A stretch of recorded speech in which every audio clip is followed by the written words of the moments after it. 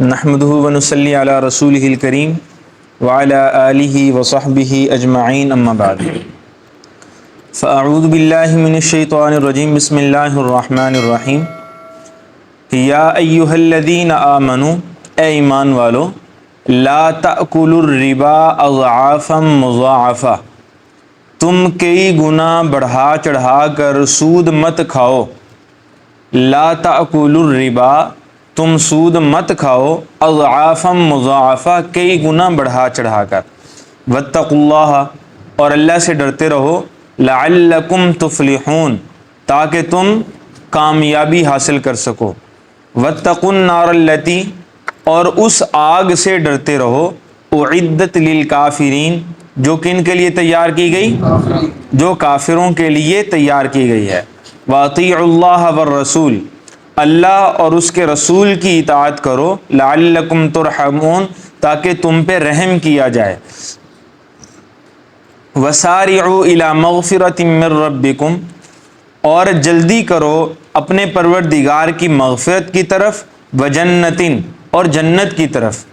عرضها السماوات والارض جس کی وسعت زمین و آسمان کے برابر ہے. اعدت للمتقین جو متقی لوگوں کے لیے تیار کی گئی ہے. الذین ينفقون فی السراء یہ وہ لوگ ہیں جو خرچ کرتے ہیں فی السراء والضراء تنگی اور خوشحالی میں. جو خرچ کرتے ہیں تنگی اور خوشحالی میں. والکاظمین الغیظ اور اپنے غصے کو پیتے ہیں اپنے غصے کو پی جاتے ہیں. والعافین عن الناس اور لوگوں کو معاف کرنے والے ہیں لوگوں سے درگزر کرتے ہیں. واللہ یحب المحسنین اور اللہ تعالیٰ ایسے نیکی کا عمل کرنے والے ایسے محسنین سے محبت فرماتے ہیں. معزز سامعین، اس سے پہلی جو آیات تھیں ان کے اندر ہم نے دیکھا کہ اللہ تعالیٰ نے غزوہ بدر اور غزوہ احد کا ذکر فرمایا.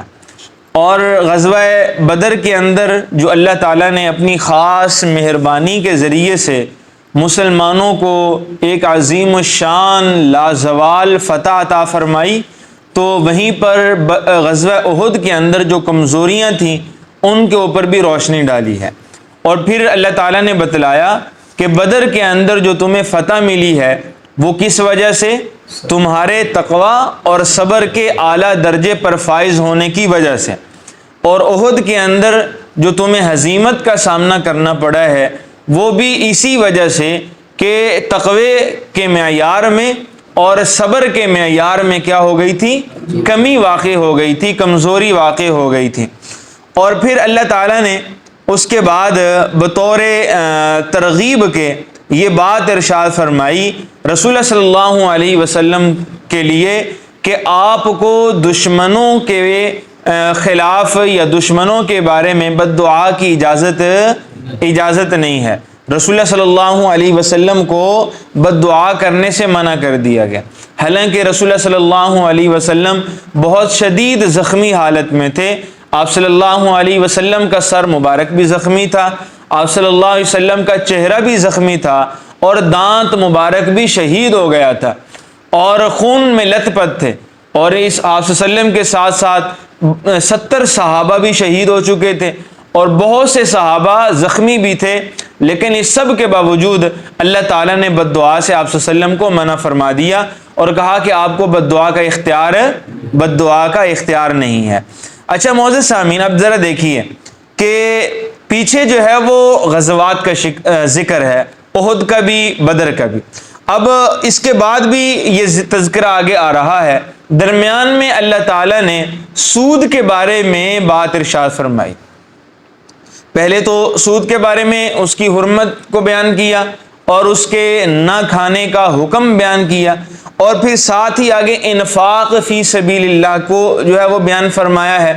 تو یہ دو چیزیں ہیں، ایک سود اور دوسرا انفاق فی سبیل اللہ. انفاق فی سبیل اللہ کسے کہتے ہیں؟ اللہ کے راستے میں خرچ کرنے کا نام ہے. معزز سامعین، یہ دونوں جو ہے وہ ضدیں ہیں، دونوں متضاد چیزیں ہیں. سود کا اپنا ایک اثر ہے اور انفاق فی سبیل اللہ کا بھی اپنا ایک اثر ہے. سود سے اخلاق کے اندر بگاڑ پیدا ہوتا ہے، معاشرے کے اندر بگاڑ پیدا ہوتا ہے، جبکہ انفاق فی سبیل اللہ سے جہاں اخلاق میں درستگی ہوتی ہے، وہیں معاشرے کی اصلاح بھی ہوتی ہے اور معاشرے کی ضروریات بھی پوری ہوتی ہیں۔ اور دونوں چیزوں کو اللہ تعالیٰ نے یکجا بیان اس لیے کیا ہے کہ اگر سود کو جو ہے اس کا لین دین کرو گے، اس کا کاروبار کرو گے، سود کھاؤ گے، پیو گے، پہنو گے، استعمال کرو گے، نہ صرف یہ کہ تمہاری انفرادی زندگی بگاڑ کا شکار ہو جائے گی، یہ بگڑ جائے گی، بلکہ سارے کا سارا معاشرہ وہ بگڑ جائے گا۔ معاشی ابتری جو ہے وہ اس قوم کا مقدر بن جاتی ہے جو قوم سود کا لین دین کرتی ہے، سودی معاملات کرتی ہے۔ اور جس معاشرے کے اندر انفاق فی سبیل اللہ والی خصلت، صفت اور نیکی موجود ہوتی ہے، نہ صرف یہ کہ انفاق فی سبیل اللہ سے انفرادی زندگی بہتر ہوتی ہے، بلکہ معاشرتی زندگی کی بھی اصلاح ہوتی ہے اور پورا معاشرہ ترقی اور پروان چڑھتا چلا جاتا ہے جس معاشرے کے اندر میں نے کہا انفاق فی سبیل اللہ والی صفت موجود ہوتی ہے۔ ان دونوں کا یہ جو اثر ہے، یہ اثر ان کی گھٹی میں ہے، یہ اثر ان کے ساتھ نتھی ہے، جڑا ہوا ہے، ٹھیک ہے نا جی۔ بعض اعمال کے جو اثرات ہیں وہ ان کے ساتھ جڑے ہوئے ہوتے ہیں۔ اب جیسے زکوٰۃ اور جو صدقات ہیں، اس سے ایک اللہ نے بات جوڑی ہوئی ہے کہ جو صدقات و خیرات کرتا ہے اللہ اس کے مال میں برکت ڈال دیتے ہیں، ٹھیک ہے نا جی۔ یہ بات اس کے ساتھ جڑی ہوئی ہے۔ ایسا ممکن نہیں ہے کہ کوئی سخی سخاوت کرے اور پھر اللہ اسے جو ہے وہ فقر و فاقے کا شکار کر دے، ٹھیک ہے نا جی۔ اسی طرح یہ ممکن نہیں ہے کہ کوئی قوم سود کا کاروبار کرے، سودی لین دین اور سودی معاملات کرے اور پھر معاشی اس کو ترقی حاصل ہو جائے۔ آپ دنیا کے اندر جتنی بھی ترقی یافتہ اقوام اس وقت بھی دیکھیں، وہ اگرچہ جو ہے وہ حالت کفر میں ہوں، لیکن معزز سامعین آپ اگر توجہ کریں گے، ان کے حالات کا جو ہے وہ گہرائی سے مطالعہ کریں گے، تو جتنا جس قدر قوم سود سے دور ہے، سود کم ہے، شرح سود ان کی کم ہے، اتنی ہی وہ قوم ترقی یافتہ ہے، ٹھیک ہے نا جی۔ آپ جاپان کی مثال لے لیں، اس کے بارے میں جو ہے وہ سننے میں آتا ہے کہ وہاں پہ شرح سود بالکل صفر ہے، ٹھیک ہے نا جی۔ اب وہ دیکھیں، حالانکہ وہ قوم کمیونسٹ ہے، بالکل دہریے قسم کے ہیں، لیکن جو ہے انہوں نے شرح سود بالکل زیرو کر رکھی ہے، اور پھر آپ دیکھیں کہ ان کی معاشی ترقی کس قدر ہے، ٹھیک ہے نا جی۔ بہرحال جو قوم میں نے عرض کیا کہ سود سے بچتی ہے تو اللہ ان کی معاشی حالات درست کرتے چلے جاتے ہیں۔ دعا کریں کہ اللہ ہمارے ملک سے بھی جو ہے وہ سود کی جان چھڑوا دیں۔ سود والی لعنت اور سودی لین دین، سودی بجٹ، سودی جو ہے وہ سارے اندازے تخمینے معزز سامعین، اور پھر راحت بھی آ جائے، معاشی استحکام بھی آ جائے، تو ایسا ممکن ہے؟ ایسا ممکن نہیں ہے کہ ایک طرف تو ہم اللہ اور اس کے رسول کے ساتھ جنگ مول لیں اور پھر دوسری طرف جو ہے وہ ہم یہ چاہیں کہ ہم پرسکون ہو جائیں، معاشی جو ہے وہ ترقی ہو جائے، معاشی استحکام ہو جائے اور جو ہے وہ اغیار کے چنگل سے نجات ہو جائے، تو ایسا ممکن ہے؟ ایسا ممکن نہیں ہے۔ تو اس لیے معزز سامعین اللہ تعالیٰ نے ان دونوں چیزوں کو یہاں پہ اکٹھے بیان فرمایا ہے، سود کو بھی اور پھر ساتھ انفاق فی سبیل اللہ کو بھی۔ اب ذرا دیکھیے کہ اللہ تعالیٰ نے ارشاد فرمایا یا ایھا الذین آمنوا، اے ایمان والو، لا تأکلوا الربا اضعافا مضاعفا، کہ تم بڑھا چڑھا کر سود مت کھاؤ، بڑھا چڑھا کر سود مت کھاؤ۔ اضعافا مضاعفا کا معنی دگنے پر دگنا، یعنی بڑھا چڑھا کر۔ اور سود میں عمومی یہی ہوتا ہے کہ وہ کئی جو ہے وہ شرح اس کی جو ہے وہ نافذ کی جاتی ہے اور پھر جو ہے وہ اس طریقے سے وہ سود جو ہے وہ اس کی وصولی ہوتی ہے۔ اور اس کی جو سب سے کامن اور سب سے زیادہ جو صورت عام طور پہ چلتی ہے وہ کیا کہ ادھار دیا جاتا ہے اور ادھار پہ جو ہے وہ سود وصول کیا جاتا ہے، ٹھیک ہے نا جی۔ معاشرے کے اندر جو سود کی سب سے زیادہ جو شک اور صورت عام ہے وہ یہی ہے کہ لوگ ادھار پہ پیسے دیں یا ادھار پہ کوئی بھی چیز دے دیں اور پھر اس کے اوپر جو ہے وہ سود وصول کریں۔ یہ سود کی سب سے بدتر صورت ہے۔ اسی طرح اگر کسی نے جنس جتنی بھی اجناس ہیں اگر وہ کمی اور زیادتی کے ساتھ لیں یا دیں تو یہ بھی سود ہے۔ مثال کے طور پہ کسی نے جو ہے وہ گندم کے بدلے میں 1 من دی اور 1.5 من وصول کی، یہ بھی سود ہے، ٹھیک ہے نا جی۔ کسی نے 40 کلو دی اور پھر جو ہے وہ 41 کلو وصول کیا، تو یہ بھی کیا ہے؟ یہ بھی اوپر کا جو 1 کلو ہے یہ بھی سود ہے۔ جتنی بھی اجناس ہیں تو اجناس کی لین دین کرتے ہوئے، خاص طور پہ میں چند بھائیوں کے لیے کہہ رہا ہوں جنس کا جو معاملات جنس کے کرتے ہیں، تو ان کے علم میں اضافے کے لیے کہ رسول اللہ صلی اللہ علیہ وسلم نے ارشاد فرمایا جنس کے اوپر جو اضافہ یا کمی یا زیادتی ہوتی ہے یہ سود کے زمرے میں آتی ہے۔ بات سمجھے نا جی؟ آپ جنس کوئی بھی ہو، وہ مکی ہو، وہ گندم ہو، وہ جو ہے وہ باجرہ ہو، وہ کوئی بھی فصل ہو، جتنی بھی اجناس ہیں ان کو کمی یا زیادتی کے ساتھ لین دین کرنا یہ کیا ہے؟ یہ سود کے حکم میں آتا ہے۔ اچھا، یہاں پہ اللہ نے فرمایا لا تاکلوا الربا، تم سود مت کھاؤ، ٹھیک ہے نا جی۔ اب اس سے یہ نہیں سمجھنا چاہیے کہ اللہ نے صرف کھانے سے منع کیا، باقی استعمال میں لا سکتے ہیں، یعنی سودی کام سے جو ہے وہ سودی آمدن سے ہم جو ہے وہ کپڑے پہن سکتے ہیں، ٹھیک ہے، دیگر جو چیزیں ہیں گھر کی وہ لے سکتے ہیں، نہیں۔ لا تاکلوا سے مراد ہر چیز ہے، ٹھیک ہے نا جی، کسی بھی صورت میں سود کو استعمال نہیں کیا جاتا، بلکہ فقہا فرماتے ہیں کہ اگر کسی جو ہے وہ صورت کوئی ایسی بن جائے کہ نہ چاہتے ہوئے بھی سود آ جائے، بس اوقات بینکوں کے کچھ اکاؤنٹ ایسے ہوتے ہیں کہ وہاں پہ اگر رقم رکھوا دی جائے تو وہ جو ہے وہ بس اوقات پتہ بھی نہیں ہوتا اور سود ساتھ لگتا رہتا ہے، ٹھیک ہے نا جی۔ اسی طرح جو ملازمین حضرات ہیں تو ان کی تنخواہوں میں کچھ کٹوتی ہوتی رہتی ہے، ٹھیک ہے، اور پھر آخر میں جو ہے وہ ساتھ سود بھی لگتا رہتا ہے، وہ سود سمیت رقم واپس آتی ہے۔ تو ایسی صورتوں میں، جن صورتوں میں نہ چاہتے ہوئے یا لا علمی میں، پہلی تو بات یہ ہے کہ اگر ایسی صورت کا علم ہو تو پھر اس سے بچنا چاہیے، اعتراض کرنا چاہیے، اور اگر جو ہے وہ لا علمی میں بھی آ جائے تو حکم یہ ہے کہ بغیر نیکی کی نیت کے، بغیر اجر اور ثواب کی نیت کے اس کو جو ہے وہ کہیں پہ خیرات کرنا، صدقہ کرنا یہ ضروری ہو جاتا ہے، واجب ہو جاتا ہے۔ اور صدقہ کرتے ہوئے میں نے کہا کہ نیکی کی نیت کرنا بھی جائز، حالانکہ ہر خیرات وہ نیک نیتی سے ہوتی ہے، ہر صدقہ نیک نیتی سے ہوتا ہے، اور سود والا مال ہے اس میں خیرات کرتے ہوئے نیکی کی نیت کرنے کی بھی گنجائش اور اجازت نہیں ہے، بات سمجھے نا جی۔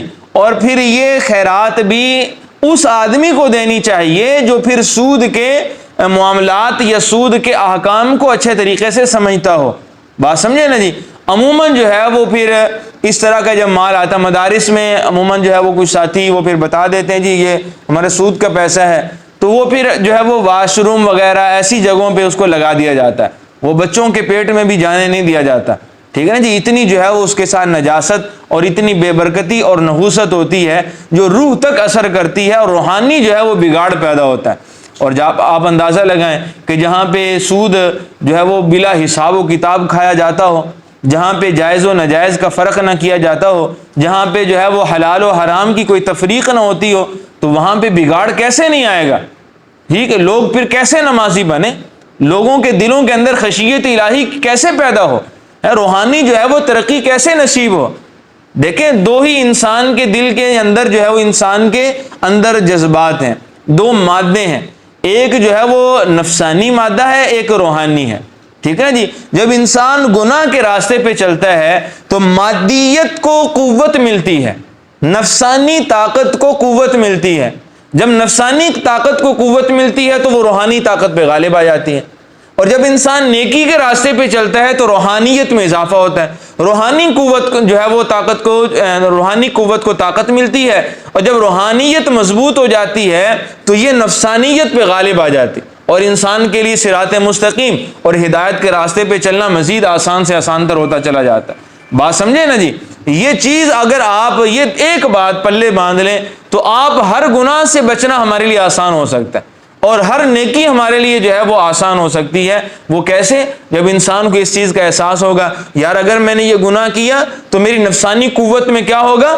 اضافہ ہوگا، نفسانی قوت جو ہے وہ روحانی قوت پہ غالب آ جائے گی، اور پھر ایک گناہ، پھر دوسرا گناہ، پھر تیسرا گناہ۔ آپ نے نہیں دیکھا کہ جب انسان ایک نماز چھوڑتا ہے تو پھر کئی چھوڑتا چلا جاتا ہے، ایک جماعت سے رہی تو کئی رہتی چلی جاتی ہیں، ایک گناہ کیا تو کئی گناہ کرتا چلا جا رہا ہوتا ہے، اور جب ایک نیکی کرتا ہے تو پھر ایک کے بعد دوسری، دوسری کے بعد تیسری، اور اس کے بعد چوتھی، گویا کہ نیکی کا راستہ آسان ہو جاتا ہے۔ اس کی بنیادی وجہ یہی ہے کہ گناہ کرنے کی وجہ سے نفسانی قوت میں اضافہ ہوتا ہے، وہ غالب آ جاتی ہے، اور جب انسان نیکی کرتا ہے تو روحانی قوت غالب آ جاتی ہے۔ بات سمجھ رہے ہیں نا جی؟ تو یہاں پہ سود اور انفاق فی سبیل اللہ کا بیان ہوا۔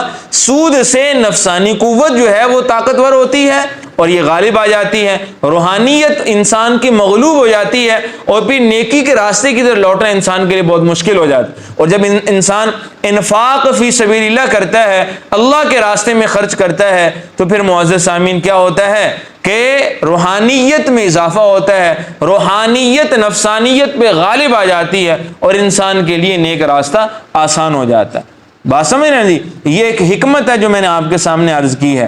باقی اس کے اندر اور بھی بہت سی باتیں ہیں۔ اللہ تعالیٰ نے تیسرے پارے میں ہم نے وہ آیت مبارکہ پڑھی کہ سود سے مال کے اندر کیا ہوتا ہے؟ سود سے مال ختم ہوتا ہے، ٹھیک ہے نا جی، اور صدقے سے مال میں کیا ہوتا ہے؟ اضافہ ہوتا ہے۔ تیسرے پارے کے اندر اللہ نے فرمایا تھا صدقے سے مال کے اندر بڑھوتری اور اضافہ ہو جاتا ہے۔ تو بہرحال دیکھیے فرمایا کہ لا تأکلوا الربا اضعافا مضاعفا، تم بڑھا چڑھا کر، کئی گنا بڑھا چڑھا کر سود مت کھاؤ، ٹھیک ہے نا جی۔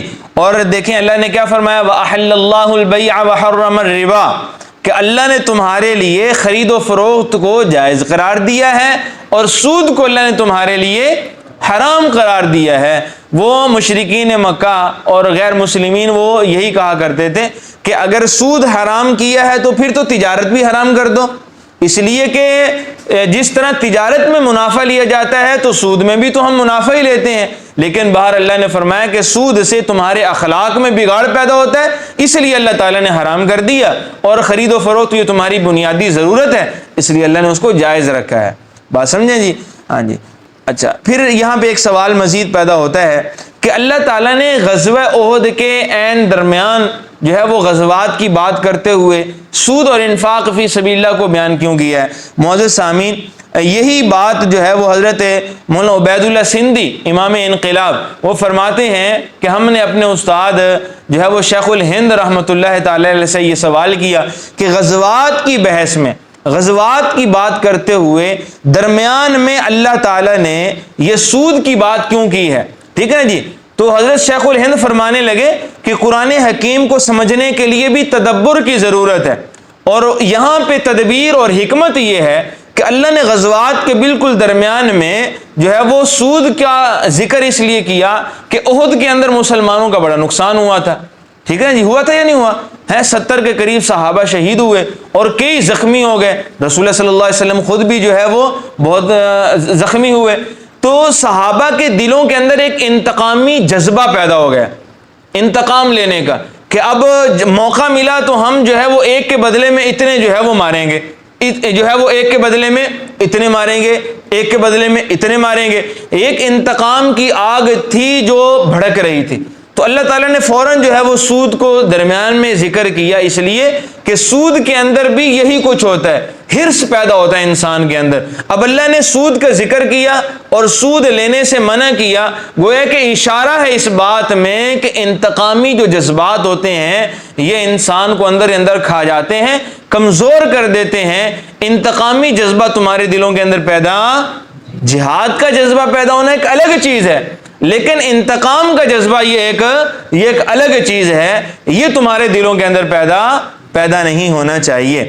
اب ذرا دیکھیے فرمایا کہ واتقوا اللہ، اللہ سے ڈرتے رہو، لعلکم تفلحون، تاکہ تم کامیاب ہو سکو۔ تو گویا کہ اللہ نے یہاں بھی اشارہ کر دیا کہ اگر تقوی اعلیٰ درجے کا ہوتا تو اللہ تعالیٰ تمہیں کامیابی عطا فرما دیتے، اور پھر مستقبل میں بھی اللہ نے یہ اشارہ کر دیا کہ اگر زمانہ استقبال میں تمہیں کامیابی چاہیے اور کسی بھی میدان میں ہو، کسی بھی صورت میں ہو، کسی بھی شعبے کی کامیابی حاصل کرنا چاہتے ہو تو اللہ کا خوف دل کے اندر بٹھا لو، ٹھیک ہے نا جی۔ اگر تقوی اعلیٰ درجے کا ہوگا کامیابی اتنی ہی آسان ہوگی۔ اور پھر فرمایا واتقوا النار التی، یہ آیت جو ہے وہ آیت تقوی ہے، ڈر ہے۔ اللہ نے فرمایا کہ تم اس جہنم اور اس آگ سے ڈرتے رہو، اعدت للکافرین، جو دراصل تیار کن کے لیے کی گئی ہے؟ ہاں جی، بنیادی طور پہ وہ کفار کے لیے تیار کی گئی ہے، لیکن بہرحال اس کے اندر بہت سے بگڑے ہوئے مسلمان، جن کے اخلاق بگڑے ہوں گے، جنہوں نے فسق و فجور کر رکھا ہوگا، اللہ کی نافرمانیاں کرتے رہے ہوں گے، تو طہارت کے لیے انہیں بھی وہاں ڈالا جائے گا، ٹھیک ہے نا جی۔ اس لیے اللہ تعالیٰ مومنین کو ڈرا رہے ہیں کہ اس جہنم سے اپنے آپ کو بچاؤ جو دراصل تیار کن کے لیے کی گئی ہے؟ اللہ نے اپنے بندوں کے لیے تیار نہیں کی، اللہ نے مومنین اور مسلمین کے لیے تیار نہیں کی، بلکہ اللہ نے بنیادی طور پہ وہ اپنے نافرمانوں کے لیے تیار کی ہے، اپنے دشمنوں کے لیے تیار کی ہے، لہٰذا تمہارا اس سے بچنا بہت آسان ہے، اور وہ کیا ہے کہ تم اللہ سے جو ہے وہ ڈر جاؤ، اللہ کا خوف اپنے دل کے اندر بٹھا لو، اللہ کی اطاعت و فرما برداری کر لو۔ اور یہی بات اگلی آیت میں ہے، وَأَطِیعُوا اللَّهَ وَالرَّسُولَ، کیا فرمایا؟ اللہ اور اس کے رسول کی کیا کرو؟ اطاعت کرو، لعلکم ترحمون، تاکہ تم پہ اللہ کی رحمتیں نازل ہوں، تم پہ اللہ کی رحمتیں نازل ہوں، تم پر رحم کیا جائے۔ اور رحم کا سبب کیا ہے؟ اللہ کی اطاعت اور اس کے رسول کی اطاعت۔ گویا کہ جو انسان اللہ کی اطاعت میں زندگی بسر کرتا ہے، جو انسان اس بات کی کوشش کرتا ہے کہ میں اپنے پیغمبر کی سنتوں کے مطابق زندگی بسر کروں، اگر زندگی میں کمی جو ہے وہ کوتاہی ہو جائے، کوئی گناہ سرزد ہو جائے، تو پھر اللہ تعالیٰ اپنے رحمت سے اس کو کیا کر دیتے ہیں؟ معاف فرما دیتے ہیں۔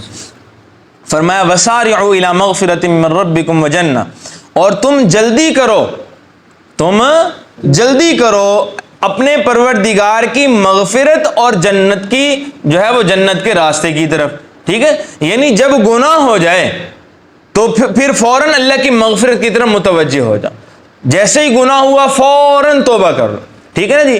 اور رسول اللہ صلی اللہ علیہ وسلم کیا فرماتے ہیں؟ التائب من الذنب کمن لا ذنب لہ، کہ گناہ سے توبہ کرنے والا ایسا ہے جیسا کہ اس نے گناہ کیا ہی نہیں، ٹھیک ہے نا جی۔ اور پھر دوسری طرف ایک جگہ پہ رسول اللہ صلی اللہ علیہ وسلم فرمایا کہ گناہوں سے توبہ کرنے والا یہ اللہ کا بڑا محبوب ہے، اللہ اس سے محبت فرماتے ہیں، ٹھیک ہے نا جی۔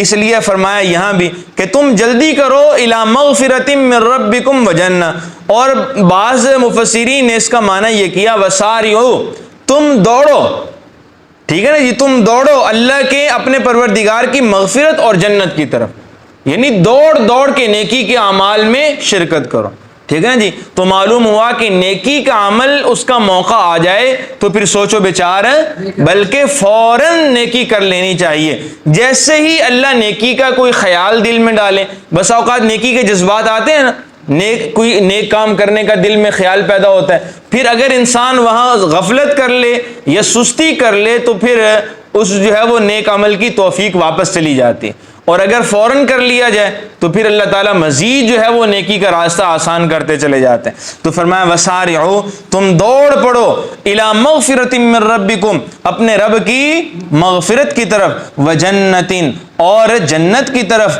عرضها السماوات والارض، اس جنت کی طرف کہ جس کی وسعت، جس کی جو ہے وہ لمبائی چوڑائی وہ زمین و آسمان کے برابر ہے، زمین و آسمان کے۔ اور بڑی ایک مزیدار دلچسپ بات یہاں پہ مفسرین نے فرمایا کہ اللہ تعالیٰ نے جنت کی وسعت کو بیان کرنے کے لیے زمین و آسمان کی وسعت کو بطور تمثیل، بطور مثال ذکر کیا ہے، ٹھیک ہے نا جی۔ اور بطور تمثیل انسانوں کے لیے زمین و آسمان کی لمبائی چوڑائی اور اس کی وسعت کو اس لیے بیان کیا ہے کہ انسان اس سے زیادہ وسیع کسی چیز کو نہیں سمجھتے، بات سمجھے نا جی۔ تو انسانی عقلوں کو سامنے رکھتے ہوئے اللہ نے زمین و آسمان کی جو ہے وہ لمبائی چوڑائی کو، وسعت کو بطور مثال یہاں پہ ذکر کیا، وگرنہ جنت کی وسعت اس سے کہیں زیادہ ہو سکتی ہے، بات سمجھے نا جی۔ ہاں، فرمایا وجنۃ عرضها السماوات والارض، وہ جنت کہ جس کی وسعت زمین و آسمان کے برابر ہے، اعدت للمتقین، اور یہ جنت کن کے لیے تیار کی گئی ہے؟ بنیادی طور پہ متقی لوگوں کے لیے، اللہ سے ڈرنے والوں کے لیے تیار کی گئی ہے، ٹھیک ہے نا جی۔ ان للمتقین مفازا حدائق واعنابا وکواعب اترابا وکأسا دہاقا لا يسمعون فیها لغوا ولا کذابا جزاء من ربک عطاء حسابا۔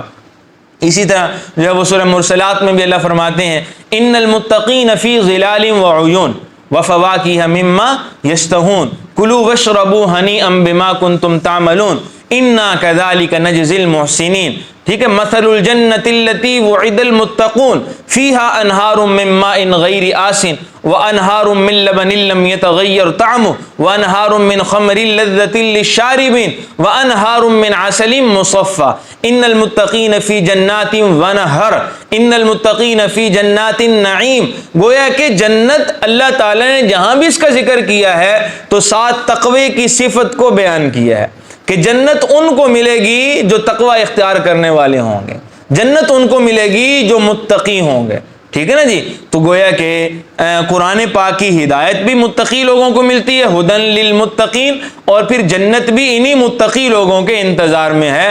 تو گویا کہ اب ہمیں یہ معلوم ہو جانا چاہیے کہ تقوی یہ ایک مقصودی چیز ہے، تقوی ایک مقصودی چیز ہے، ہم نے اپنے آپ کو متقی بنانا ہے، یعنی تقوی اختیار کرنا ہے۔ اور تقوی کیا ہے؟ اللہ کا ایسا ڈر دل میں بٹھا لینا کہ جس ڈر کی وجہ سے، ایسا خوف دل میں بٹھا لینا کہ جس خوف کی وجہ سے گناہ چھوڑنا آسان ہو جائے اور نیکی کرنا آسان ہو جائے، گناہ چھوٹ جائیں اور نیکی ہماری زندگی میں آ جائیں۔ ٹھیک ہے جی، اتنا آسان مفہوم جو ہے وہ اس سے زیادہ میں بیان نہیں کر سکتا۔ اب ذرا آگے دیکھیے، الذین ينفقون فی السراء والضراء۔ ٹھیک ہے، فرمایا متقی، آگے متقی لوگوں کا جو ہے وہ ان کی وضاحت ہو رہی ہے، ان کے بارے میں مزید اللہ تعالیٰ نے ان کا تعارف کرا دیا۔ الذین، یہ وہ لوگ ہیں، ينفقون فی السراء والضراء، جو تنگی اور خوشحالی دونوں حالتوں میں اللہ کے راستے میں خرچ کرتے ہیں۔ ایسا نہیں کہ جب مال آیا تو خرچ کر لیا، اگر جو ہے وہ نقصان ہو گیا تو پھر رک گئے۔ ٹھیک ہے، ایسا نہیں کرنا، بلکہ ہم نے خوشحالی کی طرح تنگی میں بھی اللہ کے راستے میں خرچ کرنا ہے، اور اس آیت کا ہم نے مصداق بننے کی کوشش کریں گے نا بھائی؟ ٹھیک ہے نا جی، ہاں جی۔ فرمایا والکاظمین الغیظ، اور ان کی دوسری صفت کیا ہے کہ یہ لوگوں کو یہ جو ہے وہ اپنے غصے کو پی جاتے ہیں۔ غصہ آتا ہے لیکن کیا کرتے ہیں؟ پی جاتے ہیں۔ ٹھیک ہے، اس کا یہ مطلب نہیں کہ متقی لوگوں کو غصہ آتا ہی نہیں ہے، غصے ایک جذبے کا نام ہے۔ ٹھیک ہے نا جی، اللہ نے یہ جذبہ، یہ جذبات انسان کے دل میں رکھے ہوئے ہیں، ہر ایک انسان کے جو ہے وہ جسم میں موجود ہیں، بات سمجھ رہے ہیں نا جی؟ لیکن غصے کو پی جانا یہ اللہ کے محبوب ترین بندوں کا شیوا ہے، بات سمجھے؟ تو جب غصہ آ جائے تو اس آیت کو ذہن میں لے آئیں کہ اللہ ان لوگوں سے محبت کرتے ہیں جو اللہ کے لیے اپنے غصے کو کیا کر جاتے ہیں۔ رسول صلی اللہ علیہ وسلم سے ایک دفعہ سوال کیا گیا، یا رسول اللہ، ہم اپنے ملازمین کو، نوکروں کو دن میں کتنی دفعہ معاف کریں؟ یعنی کتنی دفعہ وہ غلطی کریں تو اس کے بعد ہم ان سے جو ہے وہ ان کو سزا دے سکیں؟ رسول اللہ صلی اللہ علیہ وسلم نے فرمایا کہ تم اپنے خادم، اپنے غلام، اپنے نوکر کو، اپنے جو ہے وہ ملازم کو ایک دن کے اندر اس کی 70 غلطیوں اور خطاؤں کو معاف کیا کرو۔ اب 70 کا جو عدد ہے یہ کثرت کے لیے عربی میں بولا جاتا ہے، اس کا یہ مطلب نہیں کہ 70 ہی معاف کرنی، سے زیادہ نہیں معاف کرنی۔ ٹھیک ہے، حضور نے فرمایا کثرت سے معاف کرو۔ اب اگر ویسے ایک بات ہے کہ 70 کوئی غلطیاں کرے گا ایک دن میں، لیکن رسول اللہ صلی اللہ علیہ وسلم نے فرمایا کہ تم معاف کرتے چلے جاؤ۔ کیا مطلب؟ کہ آپ معاف ہی کر دیں تو یہ بہتر ہے، اس کو سزا دیں ہی نہیں، بات سمجھے نا جی؟ تو اتنا جو ہے وہ معاف کرنے کا حکم ہے۔ تو جب غلام کو 70 دفعہ ایک دن میں معاف کرنے کا حکم ہے تو گھر والوں کی ہر دوسری غلطی پہ ان کی پکڑ کر لینی چاہیے۔ کھانے میں نمک تیز ہو جائے تو ان کی کلاس لگا لینی چاہیے۔ ٹھیک ہے جی، بستر صحیح نہیں بچھا ہوا، بیڈ کی چادر آگے پیچھے ہے، چارپائی پہ کوئی سامان الٹا پلٹا پڑا ہوا ہے، بچوں نے کوئی جو ہے وہ تماشا لگا رکھا ہے، تو کیا ان کی کلاس لے لینی چاہیے؟ ان کا تو زیادہ حق ہے، جتنا رشتہ قریب کا ہوتا ہے اتنی ہی معافی کے اندر وسعت ہونی چاہیے نا، معافی کی اتنی جو ہے وہ مقدار میں اضافہ ہونا چاہیے۔ تو اس لیے معزز سامعین، ہمیشہ دل کے اندر نرمی جو ہے وہ پیدا کر لو، ہمیشہ کے لیے دل میں نرمی کر۔ رسول اللہ صلی اللہ علیہ وسلم نے کیا فرمایا کہ تخلقوا باخلاق اللہ، لوگوں تم اپنے آپ کو خدائی صفات کے ساتھ متصف کر لو، اور خدائی صفت ایک یہ بھی ہے کہ میرا رب لوگوں کو معاف کرنے والا ہے۔ تو جب ہم دنیا کے اندر اپنے مقربین، اپنے رشتہ دار، اپنے اعزاء، گھر والوں کو، اہل عیال کو، اور جو ہے وہ غلاموں کو، اپنے دوست احباب کو کثرت سے معاف کریں گے تو اللہ سے بھی توقع اور امید یہی ہے اللہ ایسے بندے کو بھی اپنے جو ہے وہ کل قیامت کے دن جو ہے وہ معاف فرما دیں گے۔ بات سمجھے نا جی؟ اس لیے کثرت سے معاف کریں، کبھی جو ہے وہ غصے کا اظہار نہ کریں۔ غصہ باہر، ہاں دین کے معاملات میں غصہ کرنے کی اجازت ہے، شریعت کے جو معاملات ہیں رسول اللہ صلی اللہ علیہ وسلم جو ہے وہ صحیح موقع پہ غصہ فرمایا کرتے تھے جب دین کا کوئی معاملہ ہوتا تھا۔ ایک حدیث میں مبارکہ میں آتا ہے کہ حضور نے کبھی بھی اپنی ذات کے لیے انتقام نہیں لیا، زندگی بھر اپنی ذات کے لیے انتقام، لیکن جب اللہ کے حق کی بات آتی، جب شریعت کی کوئی حکم کی بات آتی تو پھر رسول اللہ صلی اللہ علیہ وسلم انتقام لیا کرتے تھے، اور پھر حضور کے چہرے پہ اتنا غصہ آ جاتا کہ صحابہ کہتے ہیں کہ چہرہ غصے کی وجہ سے اتنا لال پیلا ہو جاتا گویا کہ انار حضور کے چہرے کے اوپر نچوڑ دیا گیا ہے، اتنا لال ہو جاتا تھا۔ ٹھیک ہے نا جی؟ لیکن ہمیں جو ہے وہ دینی معاملات پہ غصہ کوئی نہیں آتا۔ گھر کے اندر اگر کسی نے گانا بجایا ہوا ہے، کوئی غیر شرعی کام کر رکھا ہے، کسی نے نماز چھوڑ رکھی ہے، ٹھیک ہے نا جی، تو ہمیں کوئی غصہ نہیں آتا۔ غصہ ہمیں تبھی آتا ہے جب ہانڈی سے ہمارے مزاج کے مطابق نہیں بنتی۔ غصہ ہمیں تبھی آتا ہے جب ہماری نیند کے اندر کوئی خلل پیدا کرتا ہے، ہمارے آرام میں کوئی خلل ڈالتا ہے۔ بات سمجھے نا جی؟ تو ہمارے چونکہ معیارات بدل گئے ہیں اس لیے پھر نتائج بھی آگے بدل گئے ہیں۔ تو فرمایا الذین ينفقون فی السراء والضراء، یہ متقی وہ لوگ ہیں جو تنگی اور خوشحالی دونوں صورتوں میں خرچ کرتے ہیں، والکاظمین الغیظ، اور اپنے غصے کو پی جاتے ہیں، والعافین عن الناس، اور لوگوں کو کثرت سے کیا کرتے ہیں؟ معاف کرتے ہیں۔ واللہ یحب المحسنین، اللہ ایسے نیک لوگوں سے محبت کرتے ہیں، اللہ ایسی نیکیاں کرنے والوں سے محبت فرماتے ہیں۔